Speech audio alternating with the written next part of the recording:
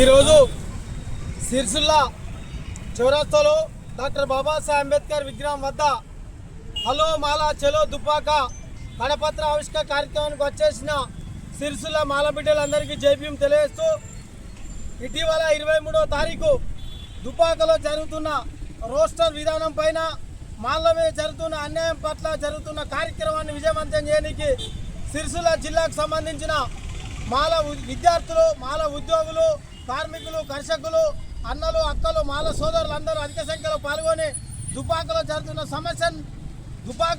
సభను విజయవంతం చేస్తూ మన సభ ఎందుకయ్యా అంటే మాలల మీద జరుగుతున్న పరిస్థితి ఏంది, మాల మీద జరుగుతున్న అన్యాయం ఏంది, నష్టమైందని వివరించడానికి, మాట్లాడడానికి మనకు ఒక వేదిక మరి మాలల మహాధరణ దుబ్బాకలో ఉంది. కాబట్టి ఈ కార్యక్రమానికి అధిక సంఖ్యలో దుబ్బాక చుట్టుపక్కలున్న జిల్లాలలో నుంచి మాలలు అందరూ రావాల్సిన అవసరం ఎంత ఉందని చెప్పి విజ్ఞప్తి చేయడం జరుగుతుంది. అయ్యా, రోస్టర్ విధానం ఏబిసిడి వర్గీకరణతో చూసుకుంటే రోస్టర్ విధానంలో మాలలకు అనేకమైన అన్యాయం జరుగుతుంది, మాల విద్యార్థులకు, ఉద్యోగులకు అన్యాయం జరుగుతుంది. కాబట్టి కేంద్ర రాష్ట్ర ప్రభుత్వాలు పునరాలోచించి మాలలో జరుగుతున్న అన్యాయాన్ని సరిదిద్దవలసిన అవసరం ఉందని చెప్పి విజ్ఞప్తి చేయడం జరుగుతుంది.